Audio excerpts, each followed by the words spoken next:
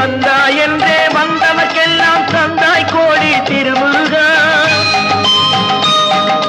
சிந்தாமணியே செவ்வே உன்னை கண்டது போதும் வடிவழகா.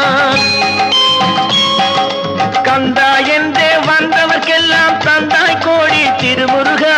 சிந்தாமணியே செவ்வே உன்னை கண்டது போதும் வடிவழகா.